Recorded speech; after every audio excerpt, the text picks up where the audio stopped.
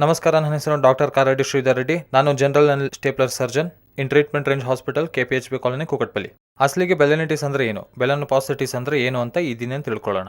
ಈ ಬೆಲೆನಿಟಿಸ್ ಆಗಲಿ ಬೆಲನೋಪಾಸಿಟಿಸ್ ಆಗಲಿ ಬರೋದಕ್ಕೂ ಮುಖ್ಯ ಕಾರಣಗಳು ಏನಂದರೆ ಡಯಾಬಿಟಿಸ್, ಶುಗರ್. ಡಯಾಬಿಟಿಸ್ ಯಾವಾಗ ಅಟ್ಯಾಕ್ ಆಗುತ್ತೋ ಪುರುಷರಿಗೆ ಅಂಗದ ಮುಂದೆ ಇರುವ ಚರ್ಮ ಏನಿರುತ್ತೆ ಅದರ ಒಂದು ಕ್ವಾಲಿಟಿನ ಕಳ್ಕೊಳ್ಳುತ್ತೆ.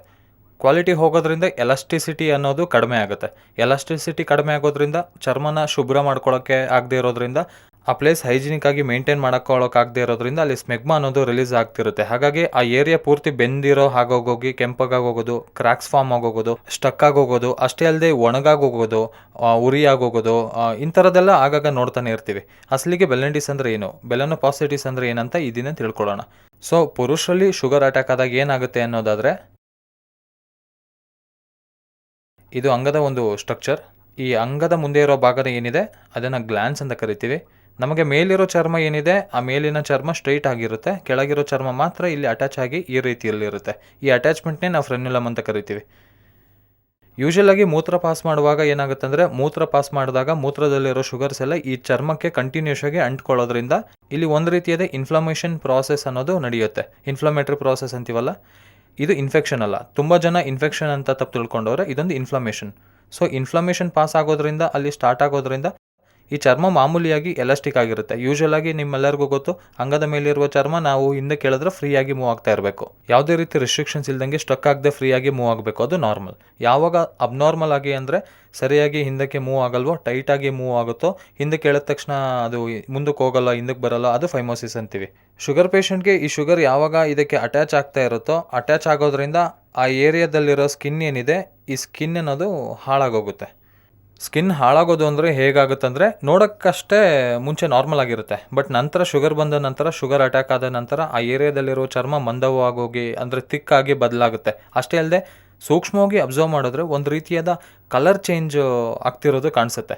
ಲೈಟಿಶ್ ಕಲರ್ ಆಗ್ತಿರುತ್ತೆ, ಲೈಟಿಶ್ ವೈಟ್ ಆಗ್ತಿರೋದು ಕಾಣಿಸುತ್ತೆ. ಅಷ್ಟೇ ಅಲ್ಲದೆ ನಮಗೆ ಚರ್ಮದ ಮೇಲೆ ಹೇಗೆ ಸ್ವೆಟ್ ಗ್ಲ್ಯಾಂಡ್ಸ್ ಇರುತ್ತೋ ಹಾಗೆ ಇಲ್ಲಿ ನಮಗೆ ಚಿಕ್ಕ ಸೆಕ್ರಿಷನ್ಸ್ ಅನ್ನೋದು ರಿಲೀಸ್ ಆಗ್ತಿರುತ್ತೆ. ಇದನ್ನೇ ನಾವು ಸ್ಮೆಗ್ಮಾ ಅಂತ ಇರ್ತೀವಿ, ಬಿಳಿಯ ಬಣ್ಣದಾಗಿರುತ್ತೆ.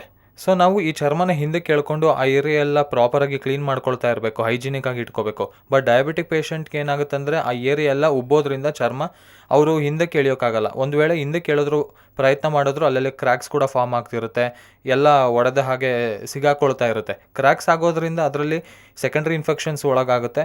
ನಾಳೆ ಫ್ಯೂಚರಲ್ಲಿ ಮತ್ತೆ ಯಾವಾಗಾದರೂ ವೈಫ್ ಜೊತೆ ಸೇರಿದಾಗ, ಇಂಟರ್ ಕೋರ್ಸ್ ಮಾಡಿದಾಗ ಅಲ್ಲಿ ಅದು ಒಡೆದಿರೋದು ಇನ್ನೂ ಹೆಚ್ಚಾಗೋಗಿ ಅಲ್ಲಿ ಸೆಕೆಂಡ್ರಿ ಇನ್ಫೆಕ್ಷನ್ಸ್ ಒಳಗಾಗಿ ಅದೊಂದು ರೀತಿಯಾದ ಇನ್ಫೆಕ್ಷನ್ಸ್ ಆಗೋಗಿ ಆ ಬೆಳ್ಳಗಿನ ಅಂಟಂಟಾದ ಪದಾರ್ಥ, ನಾನು ಹೇಳಿದ ಬೆಳ್ಳಗಿನ ಅಂಟಂಟಾದ ಪದಾರ್ಥ ಹೊರಬರೋದು ಆಗ್ತಾ ಇರುತ್ತೆ.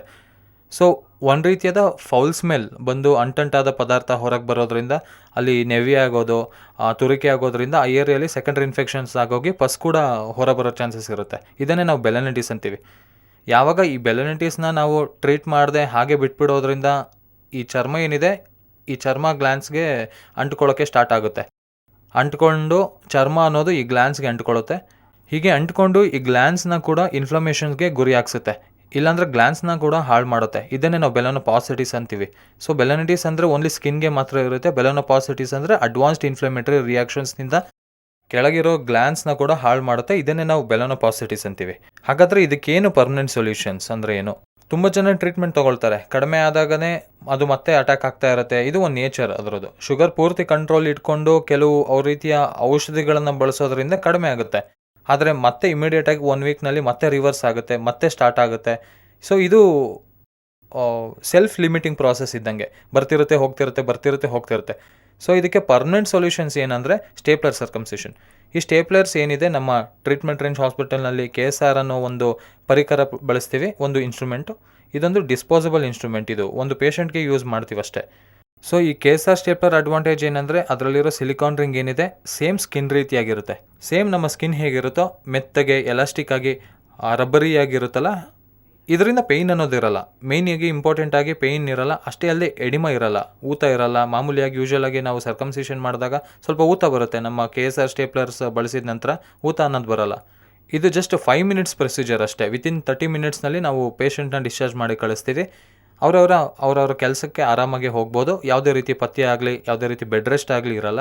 ಆ್ಯಂಡ್ ಮುಖ್ಯವಾಗಿ ಇದಕ್ಕೆ ಇಂಪಾರ್ಟೆಂಟ್ ಏನಂದರೆ, ಯಾವುದೇ ರೀತಿಯಾದ ಡ್ರೆಸ್ಸಿಂಗ್ಸ್ ಇರಲ್ಲ. ಅವರು ಜಸ್ಟ್ ಸ್ನಾನ ಮಾಡುವಾಗ ನೀರು ಹಾಕಿ ಉಜ್ಕೊಂಡ್ರೆ ಸಾಕಾಗುತ್ತೆ. ಸೊ ಯಾರಿಗಾದರೂ ನಾನು ಹೇಳಿದ ಈ ಸಿಮ್ಟಮ್ಸ್ ಏನಾದರೂ ಇದ್ದರೆ ಖಚಿತವಾಗಿ ನನ್ನನ್ನು ಕನ್ಸಲ್ಟ್ ಮಾಡಿ. ನಾವು TRH ಟ್ರೀಟ್ಮೆಂಟ್ ರೇಂಜ್ ಹಾಸ್ಪಿಟಲ್ನಲ್ಲಿ ಸ್ಟೇಪ್ಲರ್ ಬಳಸಿ ಚಿಕಿತ್ಸೆನ ನಾವು ಕಂಪ್ಲೀಟ್ ಮಾಡ್ಕೋಬೋದು. Thank you very much.